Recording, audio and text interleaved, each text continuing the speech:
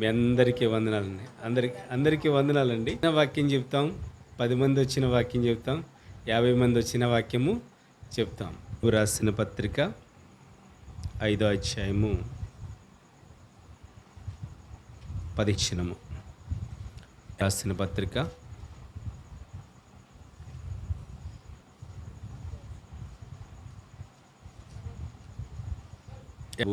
రాసిన పత్రిక అధ్యాయము 17 పేజీ. ఏలియా మన వంటి స్వభావం గల మనుష్యుడే. ఏలియా ఎవరండి? మన వంటి స్వభావం గల మనుష్యుడే. వర్షింపకుండునట్లు అతడు ఆసక్తితో ప్రార్థన చేయగా 3.5 సంవత్సరముల వరకు భూమి మీద వర్షింపలేదు. వర్షింపకుండునట్లు అతడు ప్రార్థన చేయగా, ఆసక్తితో ప్రార్థన చేయగా ఎన్ని సంవత్సరాలు ఆగిపోయినాయండి? 3.5 సంవత్సరాలు ఆగిపోయినాయి. రైట్. అతడు మరలా ప్రార్థన చేయగా ఆకాశము వర్షం ఇచ్చెను, భూమి తన ఫలం ఇచ్చెను. గట్టిగా స్తోత్రాలు చేద్దాం. హల్లెలూయా. రైట్ అన్న. ఓకే, చూడండి, బైబిల్ ఇంకా చూడవసరం లేదు. యాకోబు రాసిన పత్రిక 5వ అధ్యాయం 17వ వచనం మీరు పూర్తిగా చదువుకోవచ్చు. ఏలియా మన వంటి స్వభావము కలవాడే. ఇటు చూడండి పిల్లలు, మీరు కూడా. ఏలియా మన వంటి స్వభావం కలవాడే. వర్షం పడొద్దని ఆసక్తితో ప్రార్థన చేశాడు. ఎన్ని సంవత్సరాలు పడొద్దని ఆసక్తితో ప్రార్థన చేశాడు అమ్మా? 3.5 సంవత్సరాలు వర్షింపకుండా ఆగిపోయింది. అదే ఏలియా మళ్ళీ వర్షం పడాలి అని ప్రార్థించాడు. మళ్ళీ వర్షము పడింది, భూమి ఫలాలిచ్చింది. హల్లెలూయా, హల్లెలూయా. ఈ రాత్రి ఈ అద్భుతమైన వాక్యాన్ని, దీని సారాంశాన్ని విందాం. ఒక మనిషి, ఎవరు ఏలియా? ఒక సేవకుడు, ఒక ప్రవక్త ప్రార్థన చేస్తే దేవుడు ఆలకించి ఆకాశాన్ని ఏం పంపించాడు? వర్షాన్ని. ఏం పంపించాడండి? వర్షాన్ని పంపించాడు ఒక ప్రవక్త. మీరు ప్రార్థన చేస్తే మీ సమస్య దేవుని దగ్గర అడిగితే ఆకాశం నుంచి మీ సమస్యను తీర్చడంటారా? మీ బాధను తీర్చడంటారా? మీ ఇబ్బందులు తీర్చడంటారా? మనకున్న రోగమును తీర్చడంటారా? మనకున్న సమస్యను తీర్చడంటారా? మనకున్న వ్యాధిని తీర్చడంటారా? చూడండి, ఏలియా మన వంటి స్వభావం కలవాడే. ఏలియా ప్రార్థన చేస్తే పరలోకం నుంచి వర్షం పడింది. నువ్వు ప్రార్థన చేస్తే కార్యం జరుగుద్దా, జరగదా? ఏ ప్రార్థన చేయాలి? ఆసక్తితో ప్రార్థన చేయాలి. ఏలియా ఎంత గొప్ప ప్రవక్త చూడండి. ఏ దేవుణ్ణి ఆరాధిస్తున్నాడు ఏలియా? జీవము గల దేవుణ్ణి. ఏలియా ఒక్కడే. ఎవరండి? ఏలియా ఒక్కడే. బయలు ప్రవక్తలు చాలామంది ఉన్నారు. 40 మంది అట్లా ఎక్కువ మంది ఉన్నారు. 50 మంది బయలు ప్రవక్తలు ఉన్నారు. వాళ్ళిద్దరి మధ్య డిస్కషన్ జరుగుతుంది. ఏం డిస్కషన్ జరుగుతుంది? ఏలియా ఏమంటున్నాడు? మా దేవుడు గొప్ప. ఇటు చూడరా అమ్మ, ఇటు చూడండి. ఏలియా ఏమంటున్నాడు? మా దేవుడే గొప్ప. బయలు ప్రవక్తలు ఏమంటున్నారు అని అంటున్నారు. వాళ్ళిద్దరూ కుస్తీ పట్టుకున్నారు అనమాట. ఏమంటున్నారు? ఏలియా ఏమంటున్నాడండి? ఆ దేవుడే గొప్ప. వాళ్ళు ఎక్కువ మంది, చాలామంది ఉన్నారండి. 450 మంది ప్రవక్తలు కానీ జనాలు కానీ బయలు ప్రవక్తలు చాలామంది ఉన్నారు. మా దేవుడే గొప్ప అంటున్నారండి. అయితే దీనికి ఏం చేయాలి మరి? ఏలియా ఏం ఆలోచన చేస్తున్నాడు? నిరూపించుకోవడానికి ఏం కావాలి? రుజువు చేయడానికి ఏం కావాలి? ప్రార్థన చేస్తే అక్కడ పని అవద్దు. ఏం చూపించాలి అక్కడ? కార్యం చూపించాలి, క్రియ చూపించాలి. అయితే ఏమంటున్నాడు వినండి. ఇటు చూడండి అమ్మ, ఇటు చూడమ్మా కొద్దిగా. కందకం తీద్దాము. కందకంలో ఏం పోద్దాము? నీళ్ళు. ఏం పోద్దామండి? నీళ్ళు పోద్దాము. నీళ్ళ పైన ఏం పేరుద్దాము? కట్టెలు, వెరీ గుడ్. ఏం పెడదామండి? కట్టెలు పెడదాం. కట్టెల మీద ఏం పెడదాం? మాంసం పెడదాం. కందకము, నీళ్ళు, కట్టెలు, మాంసం. రైట్. దీన్ని కాల్చాలి, బుగ్గు చేయాలి, బూడిది చేయాలి. ఏమి లేకుండా, అగ్గి లేకుండా, అగ్గిపెట్టి లేకుండా, అగ్గిని మండించకుండా, అగ్గి రాగజేయకుండా అది బూడిదైపోవాలి. చూడండి, గమనించండి. ఏదైనా అన్నం ఉడకాలంటే కట్టెల పుల్ల పెట్టి మండిస్తారు. మండిన తర్వాత అన్నం ఉడికేసరికి ఈ పుల్లలన్నీ ఏమవుతాయి? బూడిదైపోతాయి. ఏమి రాగ చేశారు మీరు అక్కడ? అగ్ని రాగ చేశారా? దానికి అందరికీ దేవా నువ్వు అన్నం ఉన్న పొలాన్ని ఉడికిచ్చు ప్రభు అన్నారా? అగ్గిరాజు. ఒక కూర వండాలంటే ఇంట్లో గబగబా దాని మీద గ్యాస్ మీద పెట్టి తిప్పేసి ఏం కొడతారు? లైటర్ కొడతారు. ఏమొస్తుంది దాని నుంచి? ప్రభువా నేను ఈ లైటర్ని వెలిగించిన ప్రభువా, చండి గుడ్లు ఉడకాలి, కూర ఉడకాలి, మాంసం ఉడికిపోవాలి అన్నారు ఎప్పుడన్నా?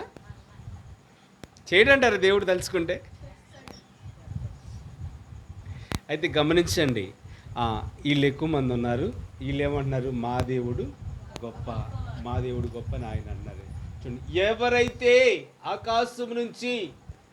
ఆకాశం నుంచి దిగొచ్చి ఈ నీళ్లను ఆవిరి చేసేస్తారో, ఈ పొలంలో కాల్చేస్తారో, ఈ మాంసాన్ని కాల్చేస్తారో, ఈ కందకంలో ఉన్న నీళ్ళు ఆవిరైపోతాయో, చూడండి అగ్ని లేకుండా మొత్తము బూడిదైపోద్దు, ఆ దేవుడే గొప్పవాడు. సరే, ఛాయిస్ ఎవరికి ఇచ్చారు? బయలు ప్రవక్తలకి, బయలు దేవతకి ఛాయిస్ ఇచ్చారు. వాళ్ళకి ఛాయిస్ ఇచ్చారు. మీరు ఎక్కువ మంది ఉండరుగా, మీరు కానివ్వండి. పై చేయి ఎవరిది ఉంటుంది? ఎక్కువ మంది ఉన్నారు. ఏమంటున్నారు? బయలా దిగిరా. చూడండి ఏమన్నారండి? అయితే ఏలియా వీళ్ళని కామెంట్ చేస్తున్నాడు. ఏమని కామెంట్ చేస్తున్నాడు తెలుసా? చెప్పండి, మన భాషలన్నీ చెప్పాడు. పర్లా. పడుకుంటుందేమో, నిద్రపోతుందేమో, చెవుడేమో, ఏంటండి చెవుడే, రెచ్చిపోతున్నారు వీళ్ళు. ఊరుకుంటారండి? కోసుకుంటున్నారు. గాయాలు తప్ప పరలోకం నుంచి, ఆ పైనుంచి ఏ బయలు కూడా దిగిరాల. రక్తం తప్ప ఏం మిగిలింది? వాళ్ళకే ఒంటినున్న గాయాలు మాత్రమే మిగిలినాయి. చూడండి, గమనించండి. వినపట్లేదేమో ఏమంటున్నాడండి? పొడుస్తున్నాడు పక్క నుండి ఏలియా. సామాన్యుడు అనుకున్నారా మీరు? ఏలియా గురించి తక్కువ అంచనా వేయకండి. ఏలియా ప్రార్థన చేశాడు, 3.5 సంవత్సరాలు. ఆపారంటే ఎంత శక్తి ఉంటేనే చేశాడండి. ఇంతమంది ఉండగా పొడితే ఊరుకుంటారండి? ఒక్కడే మెడకాయ బిసికి గిరాటేస్తారు. ఊరుకుంటారా? మమ్మల్ని అంటావని ఎవరో ఉంటాడు, తొంటరోడు ఉంటాడు గాళ్ళలో. అయినా సరే ఏమన్నాడు చూడండి, పక్క నుండి నిద్రపోతుందేమో అంటుంది. కానీ రెచ్చిపోయి కోసుకుని గీసుకుని కొట్టుకుంటున్నారు. శరణకోలు తెలుసుగా మీకు. శక్తి గల ప్రార్థన చేస్తే మళ్ళీ వర్షం కురవటం ప్రారంభించింది. భూమి తన ఫలమిచ్చింది. రోగం ఉంది నీ కుటుంబంలో, ఎన్నాళ్ళ నుంచో పీడిస్తుంది. ఆసక్తి కలిగి ప్రార్థన చేయి, ఫలాలు పొందుకుంటావంట. భూమి పండిందంట. ఏం జరిగిందంట అండి? ఫలం దొరికిందంట. చక్కగా ఆ దేశమంతా, ప్రాంతం అంతా పచ్చగా అయిపోయిందంట వర్షాలతో. ఫలం. అయ్యా ఎంతకాలం నుంచి ఈ రోగంతో బాధపడుతున్నాను తండ్రి, ఎంతకాలం అయ్యా. ఆ శక్తి కలిగి 2 చేతులు జోడించి ప్రార్థన చేస్తున్నాను తండ్రి, ఈ రోగం నుంచి విడిపించవా? ప్రార్థన చేస్తే దేవుడు కార్యం చేయడా? చెల్లి అశ్విని అక్కడ పాతింట్లో ఉండగా, అన్న ఒకటే, కొత్త ఇంట్లోకి వెళ్ళేటప్పుడు అవమానం ఉండకూడదు, నింద ఉండకూడదు. 2 కాదు మేము కొత్త ఇంట్లోకి వెళ్ళేది, 3గా వెళ్ళాలి. అప్పటికి ఏ గర్భఫలం లేదు ఆ చెల్లికి, ఏ సూచనలు కూడా లేవు, ఏ ఆలోచనలు కూడా లేవు. ప్రార్థన చేయటమే మిగిలిందండి, కన్నీరు కార్చడం మాత్రం మిగిలింది. అన్నా 3గా మేము ఆ ప్రాంతానికి వెళ్ళాలి. చూడండి, ముగ్గురుగా ఆ ప్రాంతానికి వెళ్ళాలి. చెల్లి విషయంలో ప్రార్థన చేస్తాం, మేము కూడా ఉపవాసం ఉన్నాం, మేము కూడా కన్నీళ్ళు కార్చాం, మేము కూడా బాధపడ్డామండి, మేము కూడా ఏడ్చిన దినాలు ఉన్నాయి. ఒక విశ్వాసి పట్ల ఎంత భారం కలిగి ప్రార్థిస్తాం, మీరు నమ్మండి నమ్మకపోండి, కన్నీళ్ళు కారుస్తాం, అయ్యా చెల్లి జీవితంలో కార్యం చేయండి అని 2 చేతులు జోడించి సేవకుడైనా నేనైనా ప్రార్థన చేస్తామండి. దేవుడు మార్గాలు తెరిచాడు, ముగ్గురుగా పంపించాడు ఆ ఇంటికి. గట్టిగా స్తోత్రాలు చెల్లిద్దాం. అవమానం, నింద, ఆమె వెళ్తుంటే ఎక్కిరిచ్చేవాళ్ళు ఎంతమంది, హేళన చేసేవాళ్ళు ఎంతమంది, ఏలుబెట్టి చూపించేవాళ్ళు ఎంతమంది, నిందించేవాళ్ళు ఎంతమంది అండి, వెళ్తుంటే వెనమాల పక్కన అవమానించేవాళ్ళు ఎంతమంది అండి. చూడండి, ప్రార్థన చేస్తే ఎంత కఠినమైందైనా, ఎంత మొండైనా, అది జరగందైనా సరే ఆసక్తి కలిగి ప్రార్థన చేస్తే నీ కుటుంబంలో ఘనమైన కార్యం జరిగిస్తాడు దేవుడు. ఇంటికి వెళ్దాం, ఏం చేస్తున్నారు చూద్దాం. ఏం చేస్తున్నారు వాళ్ళు? నిద్రపోతుందేమో, ఏంటండి, వినపట్లేదేమో, కళ్ళు కనపట్లేదేమో అని రకరకాలుగా ఆయన చటార్లు వేస్తుంటే వీళ్ళు రెచ్చిపోతున్నారు, బాగా రెచ్చిపోతున్నారు, గీసుకుంటున్నారు, కోసుకుంటున్నారు, కొట్టుకుంటున్నారు. ఏ బయలు కూడా కిందకి దిగిరాల. నైవేద్యం పెట్టే టైం అయిపోయిందండి. మరి వాళ్ళకి ఇచ్చిన సమయం అయిపోయింది, నైవేద్యం పెట్టి పక్కకి. సరే, ఈయన సంగతి చూడాలిగా. ఎవరి సంగత? ఏలే సంగత. మేము చేయలేము, నువ్వు చేస్తావా? అగ్గి లేకుండా అట్ని బూడిచ్చేస్తావా? ఏమన్నారండి? అగ్గి లేకుండా అట్ని బూడిచ్చేస్తావా? చెయ్యి చూద్దాం. మేము ఇంతమంది కలిస్తేనే దిగిరాల, ఇంతమంది కలిస్తేనే పైనుంచి దిగిరాలి. నువ్వు ఒక్కడ ఏం చేస్తావు? నీ వల్ల ఏమవుద్ది? ఆకాశము నా సింహాసనము, భూమి నా పాదపీఠము. ఆయనకు అసాధ్యమైందంటే ఏమీ లేదు. గొప్ప దేవుడండి. నిన్న నేడు ఏకరీతిగా నిలిచిన దేవుడు, మారని దేవుడు, మార్పు లేని దేవుడు, మాటిచ్చి తప్పని దేవుడు, మొక్కను చాటేసే దేవుడు కాదు. గొప్ప దేవుడు. నేనే మార్గము, నేనే సత్యము, నేనే జీవమును అయి ఉన్నాను. నువ్వు ప్రార్థన చేస్తే దేవుడు నీ పట్ల కార్యము జరిగించునుగాక. నీ పట్ల, నీ కుటుంబం పట్ల అద్భుతం జరిగించునుగాక. నీ కుటుంబం పట్ల ఆశ్చర్యకరమైన కార్యము జరిగించునుగాక. నేను ప్రార్థన చేశాను, దేవుడు ఆకాశ వాక్యలు ఇప్పాడండి. నాకు కూడా దీవెనలు ఇచ్చాడు దేవుడు. మీరందరూ ప్రార్థన చేశారు, మీకు కూడా ఆకాశ వాక్యలు ఇప్పాడు దేవుడు. మీకు కూడా ఆశీర్వాదాన్ని దయచేశాడు. మీరు ప్రార్థన చేస్తే పలకలేదా దేవుడు? మీ మొర ఆలకించలేదా? మీ విన్నపం ఆలకించలేదా? మీ ప్రార్థన ఆలకించలేదండి? ప్రతి ఒక్కరి ప్రార్థన కూడా దేవుడు ఆలకించాడు, మొర ఆలకించాడు, విజ్ఞాపన ఆలకించాడు. అయితే ఈయన దిగాడు రంగంలోకి. ఎవరు? ఎలియా. యెహోవా నా దేవా ఏమన్నాడండి? యెహోవా నా దేవా, నేనైతే అగ్గిపెట్టి గీను, అగ్గిరాజేను, అగ్ని కురిపించండి పైనుంచి. అగ్ని వస్తున్నట్టు కూడా ఉండకూడదు వాళ్ళకి. హల్లెలూయా. ఆకాశం నుంచి వచ్చిందండి, ఆకాశం నుంచి వచ్చింది. ప్రార్థన చేయగా ఏంటండి? ప్రార్థన చేయగా చూడండి, కందకంలో నీళ్ళు ఏమైపోయినాయి? ఆవిరైపోయినాయి. కట్టెలు ఏమైపోయినాయి? బూడిదైపోయినాయి. మాంసం ఏమైపోయింది? కాలిపోయింది. ఏం మిగిలింది చివరికి? ఏం మిగిలిందండి? రైట్. ఏ దేవుడు గొప్ప దేవుడు?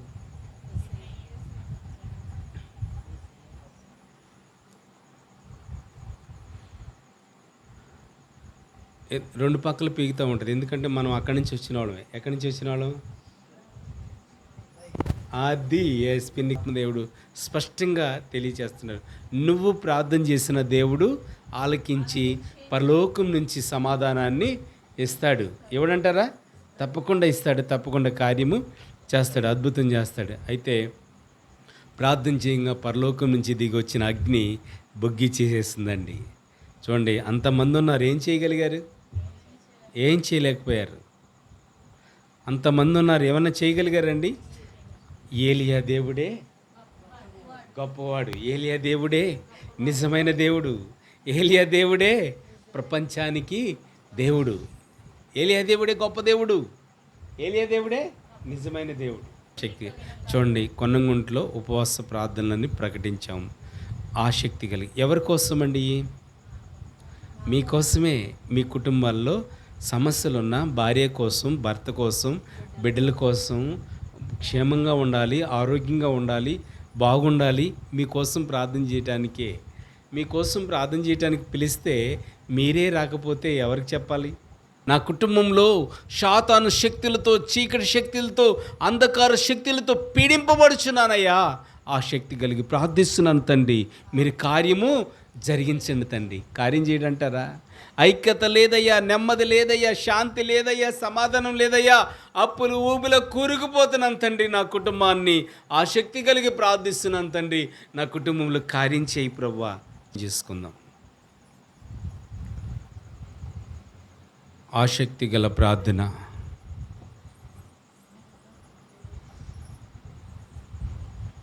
చిన్న ప్రార్థన చేసుకుందాం. మన సహోదరి ఉష చిన్న ప్రార్థన చేసిన తర్వాత మన పాస్టర్ గారు ముగింపు ప్రార్థన చేస్తారు. మరి చేయబోతున్నాడని నమ్మి ప్రార్థన చేసుకుందాం. ఏలియా మరి ఆ ప్రార్థన ద్వారా బలమైన కార్యాన్ని చూశాడు. మీరు కూడా మరి ఎటువంటి పరిస్థితుల్లో వస్తున్నారో ప్రార్థిస్తూ ఉండగానే మీ ప్రార్థనలు కూడా దేవుడు ఫలాలు దయచేస్తున్నాడని, మీ ప్రార్థనలు కూడా దేవుని సంధికి చేరతని అని నమ్మి ప్రార్థన చేసుకుందాం. పరిశుద్ధుడా, మమ్మల్ని మిక్కిలిగా ప్రేమించిన మా పరలోకపు తండ్రి, యేసయ్య మీకు వందనాలు. ఏలియా ప్రార్థన మీరు విన్నారు, ఏలియా ప్రార్థనకు జవాబునిచ్చారు. ఎంతమంది కూడి ప్రార్థిస్తుండగా ప్రార్థన మీ సన్నిధికి చేర్చుకోండి. ఆయా ప్రార్థిస్తున్న ప్రతి ఒక్కరి అవసరాల నిమిత్తం మరొకసారి నీ పాదాలు పట్టుకుని స్తుతిస్తున్నాం. ప్రతి కుటుంబ అవసరతలను బట్టి, వ్యక్తిగత ప్రార్థనలను బట్టి ఇదిగో ప్రభా స్తుతిస్తున్నాం. సంఘ అవసరతలను బట్టి స్తుతిస్తున్నాం. ఆనాడు ఏలియా కూడా ప్రభా ఒక్కడైనప్పటికీ కూడా ప్రభా ఆయన నీ సన్నిధిలో నమ్మిక మాత్రం ఉంచాడు తండ్రి, విశ్వాసం కలిగి ప్రార్థించాడు. మరి నాయన ఇక్కడ ప్రార్థన జరుగుతున్నాయని నమ్మిక మాత్రం ఉంచుతున్నారు ప్రభా. ఉపవాస ప్రార్థన జరుగుతున్నాయని ప్రభా నీ బిడ్డలు ప్రభా నీ సన్నిధికి వచ్చారు ప్రభా. ఈ ప్రార్థనలోనైనా ఫలం వస్తుందని, ఈ ప్రార్థనలోనైనా కార్యం జరుగుతుందని, ఈ ప్రార్థనలు మాకు ఎంత ఆశీర్వాదాన్ని ఇస్తాయని ఎంతమంది అయితే ప్రార్థిస్తున్నారో ప్రభా, ఏకీవించి స్తుతిస్తున్నారో నా ప్రభా ఒక్కొక్కరిని దీవించండి. ఒక్కొక్క కుటుంబంలో మీరు అడుగు పెట్టండి. నిందల అవమానాలు తొలగించండి, పేదరికాన్ని విడిపించండి, అప్పుల్లోంచి విడిపించండి, రోగశాపాల నుంచి విడిపించండి. నా ప్రభా నీ పిల్లలను ఆశీర్వాదానికి వారసులుగా మార్చండి.